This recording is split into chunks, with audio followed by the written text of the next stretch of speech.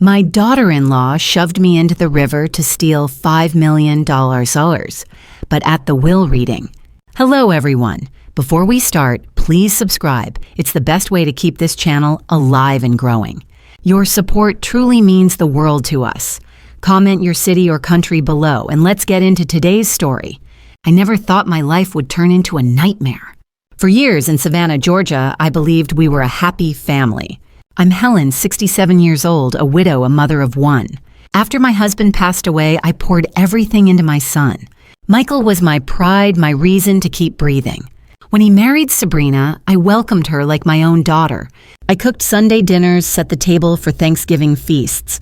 I hung stockings every Christmas, believing family was everything. Our home by the river felt like a blessing from God. The wooden house was a century-old, warm, sturdy, filled with memories. I kept my husband's tools in the shed. His books lined the living room shelves.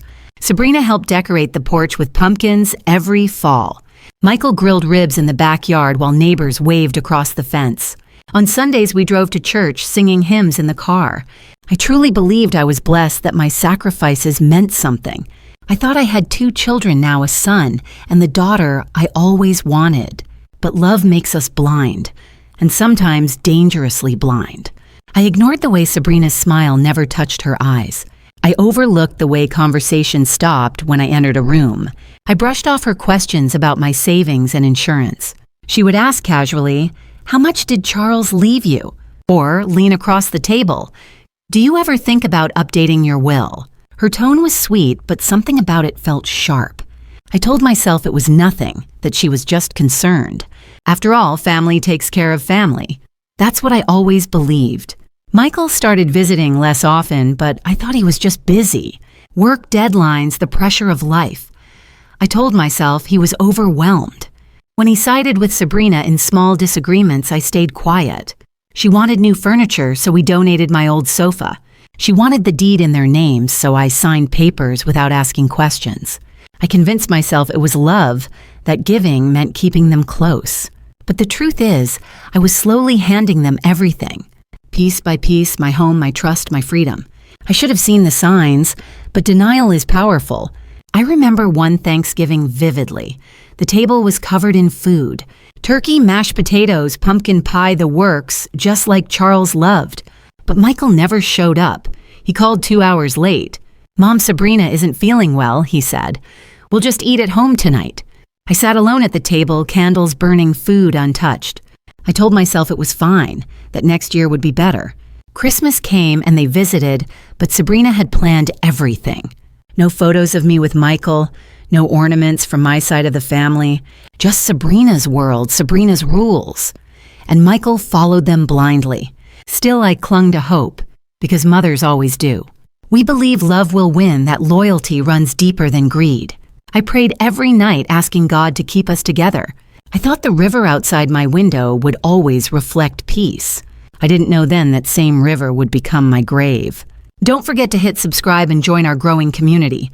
Share your thoughts in the comments because your voice matters here. At first, the changes were small. So small I almost missed them. Sabrina used to smile politely asking about my garden or recipes. But slowly her questions shifted, always circling back to money. "How much is the property worth now?" she asked one evening on the porch. The house sat right on the river with nearly 2 acres of land. A realtor once told me the place could sell for $2 million. I laughed it off back then, but Sabrina never forgot that number. She would peek into my study, her eyes scanning the locked file cabinet. One night, I woke at midnight hearing faint creaks on the stairs. I stepped out quietly, heart pounding in my chest. There she was in her robe, standing in my office with papers. When she saw me, she smiled. "Oh, couldn't sleep either, Mom." Her tone was sugar, but her hands trembled slightly. The papers she held weren't hers. They were my husband's old files. I let it go that night, but suspicion began to grow. Michael, my son, changed too. He used to call daily, even at work. Now weeks passed without a word. When I called, Sabrina answered instead. "He's busy, Mom. Deadlines at the firm." Her voice was firm, final, dismissive. But later, I saw Michael's truck parked at the bar down the street. Not working late, just avoiding me. That stung worse than anything. One Sunday, I invited them over, hoping to fix whatever was broken. I roasted chicken, baked cornbread, set the table with china and candles. They arrived 2 hours late, Sabrina leading the way as usual. She wrinkled her nose at the food. Carbs aren't great for Michael's health. Then she glanced at the cabinets, commenting how dated the house looked. I sat there quietly watching my son nod at every word. It felt like I was fading, like my presence no longer mattered. After dinner, as I cleaned up, I overheard them whispering in the hall. "We need the deed in our names." Sabrina's voice was low but sharp. "It'll be easier if she moves out. You know the lawyer can arrange it." My heart dropped to the floor. They weren't talking about the future. They were planning mine. I pressed my hand against the sink, trying to steady my breath. My husband's photo hung above his smile, frozen in time. I whispered, "Charles, they're turning against me." The betrayal cut deeper than steel. I raised Michael alone for decades. I taught him to ride his bike on these same Savannah streets. I worked double shifts at the hospital so he could attend college. And now he listened to her, the woman I welcomed into my home. The next week, the whispers grew. Phone calls stopped when I walked in. I found papers on the kitchen counter, forms about power of attorney. Sabrina slid them toward me, smiling like it was nothing serious. "It's just precaution, Mom," she said. "You're getting older, you never know." I stared at the lines for signature. My name printed neatly in black ink. The pen felt heavy in my hand. My instinct screamed to walk away. But Michael stood behind her, arms crossed, silent, waiting. I set the pen down, my voice shaking as I said no. For the first time, Sabrina's smile slipped. Her eyes narrowed and silence filled the room. Michael cleared his throat awkwardly but didn't defend me. He just looked at her as if waiting for approval. That moment broke something inside. I realized I was losing him. Not to another woman, but to greed, manipulation, control. From then on, I noticed everything. The way Sabrina locked drawers. The way Michael avoided eye contact. The way laughter turned into whispers. Even neighbors began asking questions. "Why don't we see Michael anymore?" I lied through my teeth. "He's just busy with work." But deep down, I knew the truth. I was no longer part of his world. One afternoon, I saw movers outside, a truck unloading furniture into storage. Michael said it was temporary, but the storage receipt was in my name. Sabrina waved the paper in my face. "You signed this, remember." But I hadn't. The signature wasn't mine. The letters looked shaky, uneven. A poor imitation of my handwriting. Fear gripped me that night. I locked every door, every window. I hid important papers in the attic behind old Christmas decorations. And I prayed harder than ever, begging God for clarity. The river outside kept flowing silent, steady, uncaring. But in my heart, storms were gathering. I didn't know how far they'd go. I didn't know they'd try to erase me. But the warning signs were there, flashing like red lights in the dark. And I was the only one who saw them. It was a bright Saturday morning, warm sun spilling across the river. Michael called the night before, his voice unusually warm. "Mom, let's take the boat out, just the three of us, family time." My heart leapt at the invitation. I wanted to believe him. For weeks I felt distant, but maybe this was reconciliation. I put on a navy dress, the one Charles always loved. I added my pearl necklace, a gift from our 30th anniversary. I even baked banana bread, Michael's childhood favorite. At the dock, the boat gleamed 40 feet of white fiberglass luxury. Too new, too expensive for them. I wondered where the money came from. Michael hugged me lightly, more handshake than embrace. Sabrina leaned against the railing, her smile sharp as glass. "Beautiful day for a ride, huh?" Her tone was sugary sweet. I stepped aboard carefully, my hip still tender from surgery. The river sparkled in the sunlight, calm, wide, stretching for miles. We set off slowly, engine humming, gulls circling above. At first it was pleasant. Mimosas, small talk, laughter forced. Sabrina gushed about renovations, the house she claimed as theirs. I tried to ignore the sting, telling myself family mattered more. Then Michael's tone shifted, his questions turning sharp. "Mom, you've updated your will, right? Probate can be such a nightmare." My hand tightened around the glass. I shook my head slowly. "Not yet, Michael, I'll handle it." My voice stayed calm, steady. Sabrina pulled out her phone, pretending to take selfies. But the camera angled at me, capturing every sip of mimosa. A chill ran down my spine. This wasn't casual, it was staged. Papers appeared from Michael's bag. Asset transfers power of attorney. Sign these, Mom. It's just for your protection. My heart hammered in my chest. The river stretched silent around us. What if I refuse? I asked, voice trembling slightly. Michael's eyes hardened, a stranger staring back at me. You've been slipping, Mom, he said flatly. Doctors agree it's early dementia. We have everything documented. I laughed bitterly, though fear clawed inside me. I'm sharper than both of you, I snapped, pushing the papers back. That's when Sabrina leaned closer, her perfume sharp, suffocating. Accidents happen. Helen, she whispered, especially to women your age. Before I could react, her hands pressed into my back. The world tilted suddenly, sky and water spinning together. Cold river water swallowed me whole, freezing my lungs, dragging me down. My hips screamed in agony, my dress tangled around my legs. Above me, I heard Michael cry out, Mama, his voice, theatrical, fake. Through burning eyes, I glimpsed Sabrina already dialing her phone. They thought it was over. They thought I was gone. The current pulled at me viciously, my lungs burning chest ready to burst. Panic clawed at the edges of my mind, telling me to give up, let go. But 20 years of swimming laps with Charles came flooding back. My body knew how to fight water. I kicked off my heels, clawed upward. Breaking the surface, I gasped, air slicing into my chest. The boat was already speeding away, its white hull slicing the waves. Michael never looked back, not once. Betrayal burned hotter than the cold. My own son, my only child. I treaded water desperately, the river stretching endless around me. God, please, I whispered hoarsely. Don't let it end here. Minutes felt like hours. Every second a battle for breath. Then in the distance, the rumble of another engine. A weathered fishing boat appeared, rusty, about 20 feet long. A man shouted from the deck. Hold on, ma'am, we've got you. Strong hands hauled me aboard, my body shaking violently. Water poured from my dress, my teeth chattering uncontrollably. Name's Jeremiah, he said, sunburned face lined with years. This here's my grandson, Deshaun. The boy's eyes were wide with shock. What kind of folks throw a woman into a river like that? I coughed, voice ragged. They want my $5 million. Jeremiah's expression darkened, his jaw set like stone.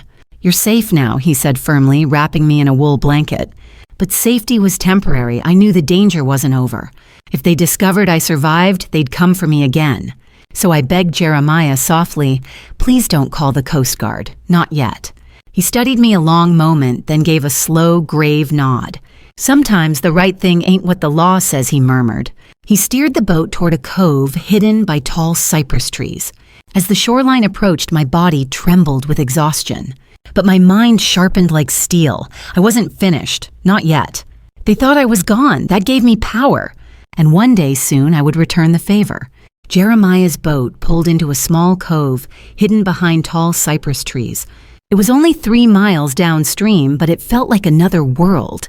He helped me onto the dock, my legs shaking, dress dripping wet. Deshaun wrapped a blanket tighter, his young face filled with worry. You sure you don't want the police? Jeremiah asked, voice rough but kind. I shook my head firmly. They'll finish the job if they know. He studied me for a long moment, then gave a slow, grim nod. Sometimes survival means staying quiet, he muttered, leading me toward a cabin. Miss Thelma lived there, a 70-year-old widow with sharp eyes. She ran a tiny bed and breakfast, mostly cash off the books. When she saw me shivering, she didn't ask a single question. She just ladled chicken soup, set it gently in front of me. Long as you ain't bringing violence here, you can stay, she said softly. That night in her spare room, I lay awake staring at the ceiling. The smell of cedar wood surrounded me, but inside I was hollow. I had survived the river, but what awaited me at home? By morning I had my answer. I borrowed Thelma's old computer. Headlines flashed across the screen, Savannah widow missing after boating accident. The article described me as fragile, confused, likely lost to the river. Michael's statement chilled my blood. Mom had been slipping lately. We're heartbroken, but not surprised. Sabrina appeared in photos dabbing fake tears with a tissue. My son stood beside her, stone-faced, wearing black. They weren't grieving. They were performing. I slammed the laptop shut, hands trembling with rage. I had to see for myself. I had to go home. Jeremiah insisted on driving me his old pickup rattling down River Street. When we pulled up to my house, my chest tightened painfully. The shutters were closed lights glowing warmly inside, but my key no longer fit. The lock had been changed. I knocked hard, heart hammering in my throat. After a moment, Michael opened the door, his expression carefully blank. "Mom," he said flatly, "you shouldn't be here." Behind him, Sabrina appeared, arms crossed, smile cold. "You need rest, Helen," she cooed. "Doctors say you're confused." "I'm not confused," I snapped, my voice breaking with fury. "This is my house. I want my home back." Michael's jaw tightened. "You signed it over, remember?" My stomach dropped instantly. "What are you talking about?" He held up papers, my forged signature at the bottom. "You gave us power of attorney. We're protecting you, Mom." The world tilted again, just like on the boat. My own son using lies to erase me. I stumbled back, tears stinging my eyes. "You know that's not my writing," I whispered desperately. But Michael's gaze slid away. He didn't even try to meet my eyes. Sabrina stepped closer, her perfume choking the air. "You need professional care, Helen. We'll handle everything from now on." The door slammed shut, the lock clicked final and cold. I stood on the porch barefoot, soaked in disbelief. The neighbors across the street pulled their curtains quickly. Whispers spread faster than wildfire. The old widow's lost her mind. By the time Jeremiah drove me back, the truth settled heavy in my chest. I had nothing. No home, no son, no voice. That night at Thelma's kitchen table, I broke down completely. My hands shook uncontrollably, soup spoon rattling against the bowl. I raised him alone, I sobbed. Everything I had, I gave. Thelma reached across gently, her wrinkled hand covering mine. Baby money changes people, but blood still runs deep.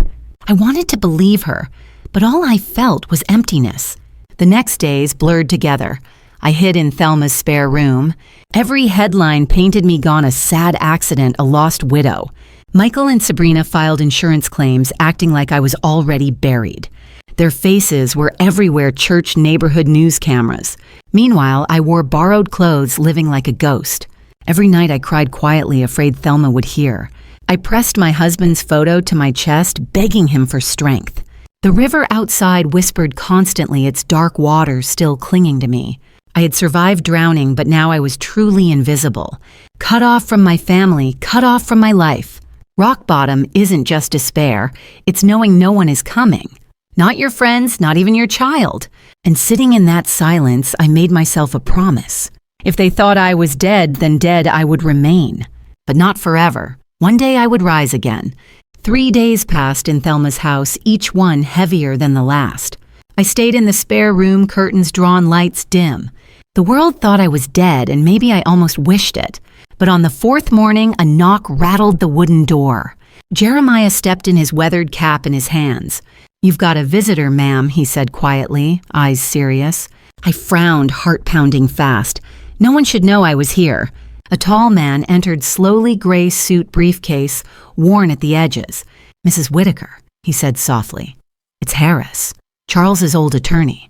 Recognition hit me like a wave. Harris had handled our will, our estate. I hadn't seen him in years, not since Charles's funeral. "How did you find me?" I whispered, my voice unsteady. He lowered his briefcase carefully, then leaned forward across the table. "Because you're not the only one who smells something rotten," he said. My pulse raced.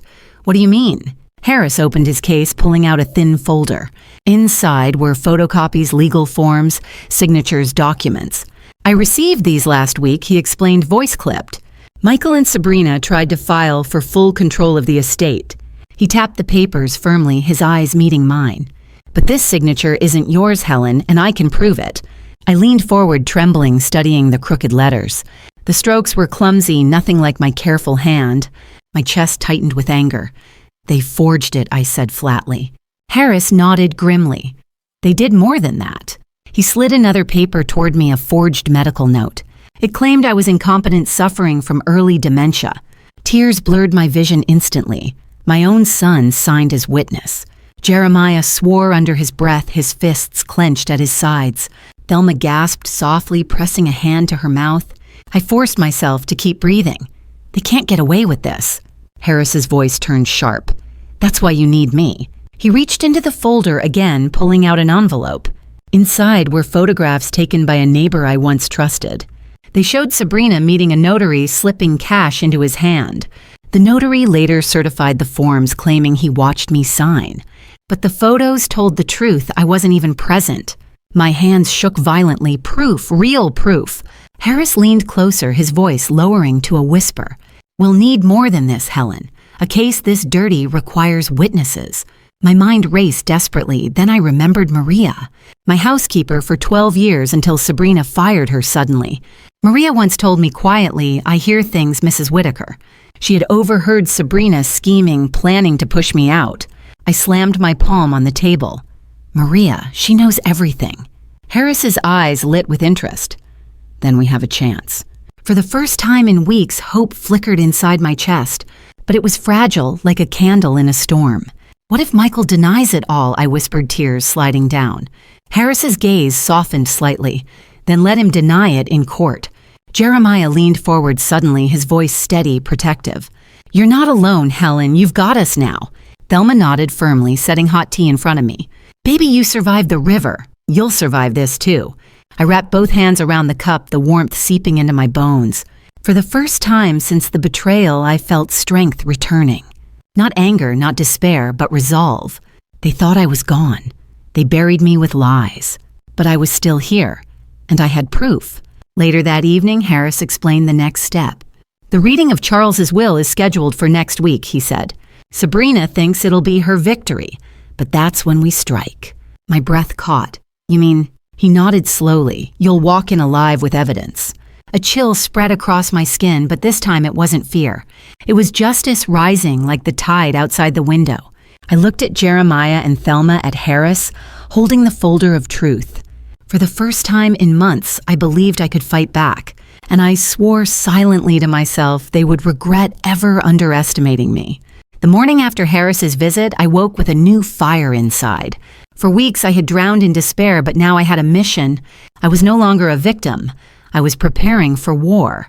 Harris laid out the plan carefully, his briefcase open on Thelma's table. We'll need solid evidence, he said. Documents, witnesses, recordings, everything. I nodded, my hands steady at last. Then we'll get it. Jeremiah crossed his arms firmly. Tell us what to do, counselor. For the first time, I felt like I wasn't alone. Our first step was Maria, my housekeeper of 12 years. Sabrina had fired her suddenly, but Maria still lived nearby. Thelma dialed her number, passing me the old cordless phone. When Maria's voice answered softly, tears filled my eyes instantly. Maria, it's Helen, I whispered, my voice breaking. A pause, then a gasp. Senora Whitaker, they said you drowned. Not yet, I replied firmly, and I need your help. That afternoon, Maria came quietly slipping through Thelma's back door.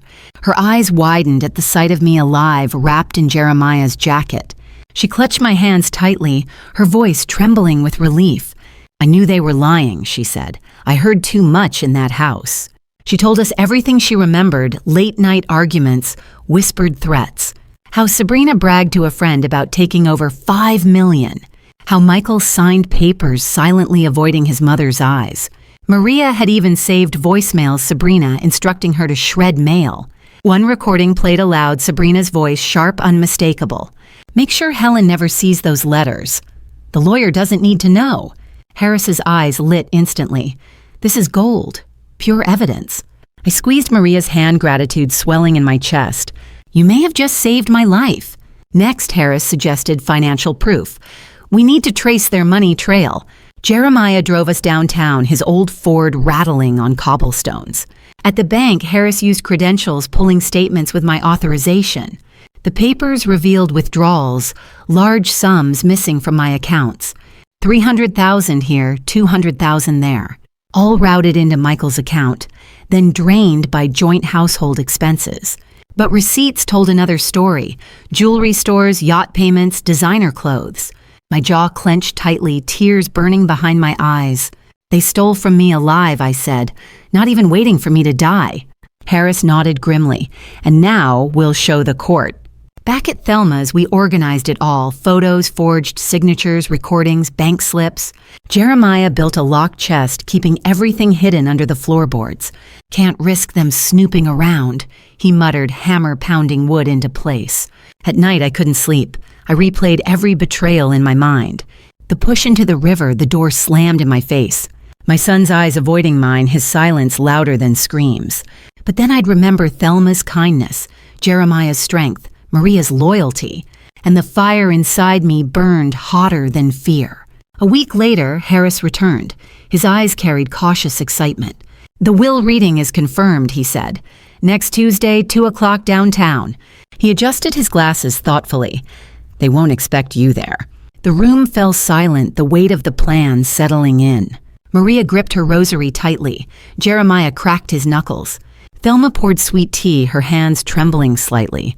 As for me, I stood tall, my heart steady for the first time. "They think I'm buried," I said. "But I'll rise in that room." We rehearsed every detail carefully, who would speak, what would be shown. Maria would testify to the threats. Harris would present forged documents. I would step in last the final shock they never imagined. Late that night, I stood outside the river, glistening under moonlight. I remembered the icy water, the weight pulling me down. But I had surfaced once, and I would surface again. I whispered into the wind, "Charles, watch me now," because justice wasn't coming quietly. It was coming like a storm, and I was ready to unleash it. Tuesday arrived heavy with heat, Savannah air thick with humidity. I hadn't slept the night before, my heart pounding like a drum. Thelma hugged me at the door, her hands lingering on my shoulders. "You're ready, baby," she whispered. "They won't see it coming." Jeremiah drove me downtown, his truck rattling over cobblestones. Every mile closer to the courthouse, my stomach twisted tighter and tighter. Harris met us outside, briefcase in one hand, calm as stone. "You'll wait until I signal," he instructed, eyes locked on mine. "Stay strong. This is your moment." Inside, the probate courtroom buzzed. Polished oak benches stretched 20 feet long. Ceiling fans turned lazily above, barely moving the heavy air. Michael and Sabrina sat near the front, dressed in black like mourners. She wore pearls and a sharp suit, her heels tapping impatiently on the floor. Michael looked stiff, pale, rehearsed, like a child waiting for instructions. Around them sat cousins, neighbors, even Pastor Williams from church. Everyone believed the widow was gone, everyone except us. Harris cleared his throat firmly, drawing the room to silence. "Ladies and gentlemen," he began, "today we read the will of Charles Whitaker." His voice echoed off the wooden panels, steady, professional, commanding respect. Sabrina leaned toward Michael, whispering something smug in his ear. My son gave a small nod, eyes darting briefly around the room. Harris unfolded the document, slowly adjusting his glasses with precision. This will was written 5 years ago, signed and notarized in my office. He paused for effect, scanning the faces before him. It clearly states that all assets, including the riverfront property, the insurance policies, and the remaining bank accounts, shall remain under the care of his wife, Mrs. Helen Whitaker. Murmurs rippled across the benches, a wave of surprise and whispers. Sabrina's smile twitched slightly, but she quickly recovered. "Objection," she said suddenly, her voice sharp, cutting through the air. "My mother-in-law is deceased. Those assets transfer to us." The judge raised an eyebrow, slightly glancing at Harris with curiosity. Harris didn't flinch. He calmly produced another folder. "Your Honor," he said firmly before proceeding further, "I must address suspicious activity." He laid out documents on the table, his finger tapping forged signatures. These were filed weeks ago, claiming Mrs. Whitaker granted power of attorney to her son. The judge leaned closer, brows furrowing at the crooked writing. Harris pulled out photographs next Sabrina, paying off the notary. Gasps filled the room, instantly a cousin covering her mouth in shock. Michael shifted uncomfortably, his collar damp with sweat. "That's ridiculous," Sabrina snapped. "You're twisting things. She's dead." And then Harris gave the signal, a simple nod in my direction. The double doors at the back creaked and I stepped into the room. Every eye turned at once, the air sucked out in disbelief. I stood tall in navy blue, the same dress from the river. Pearls glistened at my throat, hair pulled back, face pale but steady. Gasps erupted like thunder. Someone whispered, "She's alive." Sabrina's face drained of color instantly, her lips parting soundlessly. Michael's eyes went wide, his jaw trembling as he rose halfway. "Mom," he croaked as if seeing a ghost. I walked forward slowly, each step echoing on the floor. The room seemed to shrink around me, all eyes burning into my back. When I reached Harris's side, he placed a steady hand on my arm. "Mrs. Whitaker," he said clearly, "please tell the court your story." I turned to face the crowd, my voice steady despite my shaking hands. "I was pushed into the river," I said, every word sharp, "by the woman who calls me mother, by the wife of my only son." The room erupted again, shouts, gasps, whispers colliding. The judge banged his gavel hard. "Order in the court." I pulled a damp recording device from my small leather purse. "This is Maria's voicemail," I explained, saved before they fired her. Harris pressed play. Sabrina's voice filled the room. "Make sure Helen never sees those letters. The lawyer doesn't need to know." Gasps again, the evidence undeniable. Maria stepped forward bravely, her rosary glinting under the lights. "I worked in that house 12 years, she said, her accent trembling but firm. I heard Sabrina threaten her. I saw Michael sign lies. Michael buried his face in his hands, his shoulders trembling violently. Sabrina jumped to her feet, her chair clattering behind her. "This is a setup," she screamed. "She's senile, she's crazy." But no one believed her now. The tide had already turned. The judge leaned back slowly, his gaze hard and unyielding. "The evidence is clear," he declared.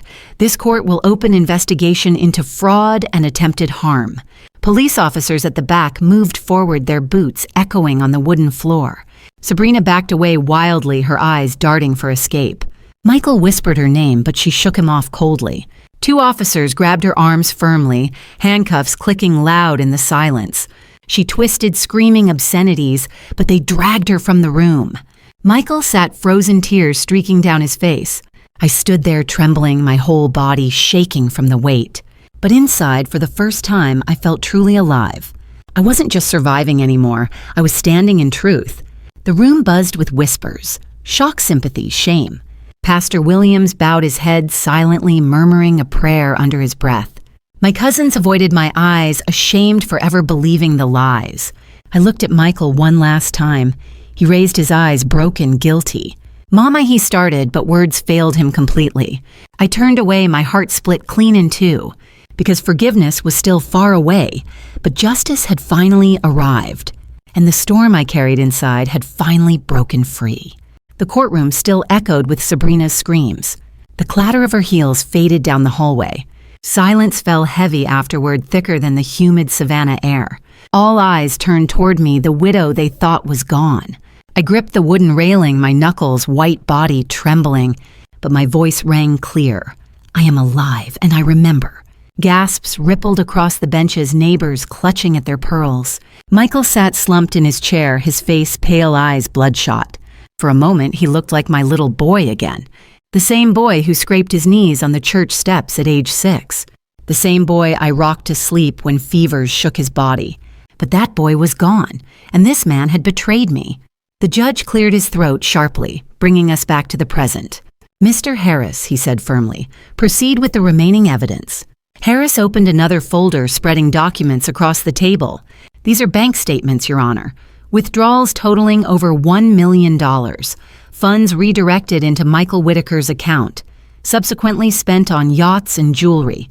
He held up glossy receipts, names printed in bold ink. Meanwhile, his mother, my client, was locked out of her own home. A hush swept the room again, disbelief mixed with pity. Michael buried his face in his hands, shoulders shaking silently. But Harris wasn't finished yet. He raised a single photograph high. "This image," he said coldly, "was taken 1 week before the accident." The photo showed Sabrina on the dock slipping cash into a notary's palm. The timestamp glowed at the bottom, 7:42 p.m., 2 miles from my house.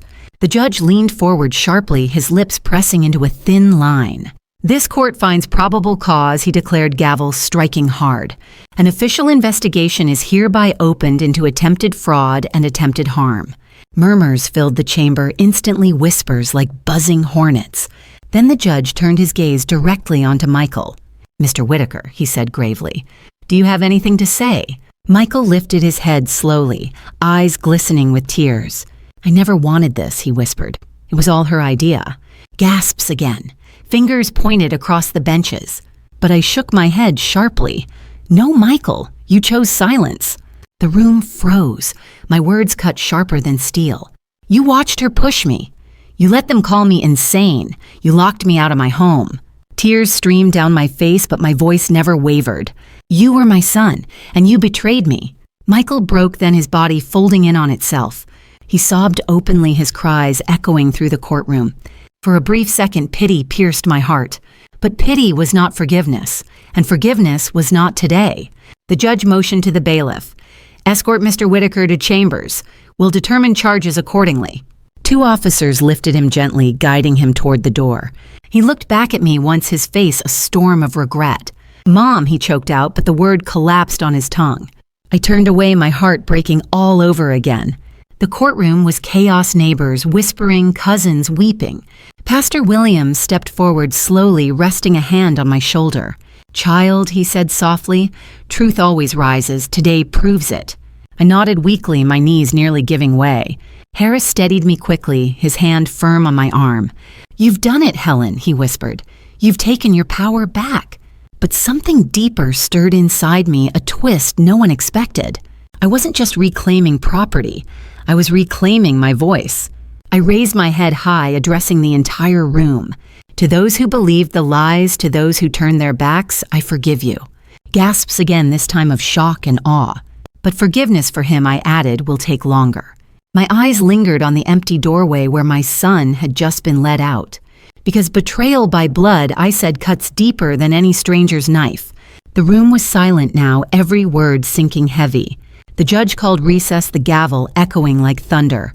As people filed out slowly, some stopped to squeeze my hand. Stay strong, Mrs. Whitaker, a neighbor whispered tearfully. You're an inspiration, another cousin murmured, ashamed. But I only nodded quietly, my mind already elsewhere. Because one truth remained a twist hidden until now. When Harris gathered the documents, he leaned close, voice low. There's one more surprise, Helen. Charles left a sealed letter for you. It was never meant for court. It was meant for your eyes only. My breath caught instantly, tears burning fresh at the corners. A letter from Charles. After all these years.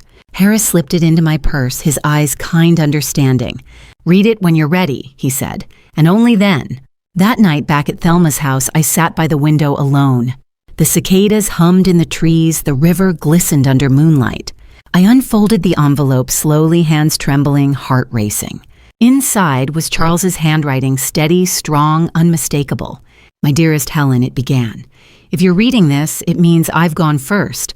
Tears blurred the ink instantly, but I forced myself to continue. I know you. You'll give too much to others. You'll trust too easily. So I've left safeguards in place. My hands froze midair. Safeguards. The letter explained everything a second will hidden safely. One no one knew about, not even Michael. In it, Charles protected me, fully locking assets beyond anyone's reach. All I had to do was bring it forward. A sob burst from my chest, but this time it was relief.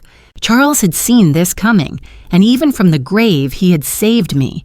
I clutched the letter tight, whispering into the night. Thank you, Charles. You never stopped protecting me. The twist was clear now. The fight wasn't just mine. It had always been ours, his love guiding me from beyond. And with that, I knew the battle wasn't over. But victory was closer than ever.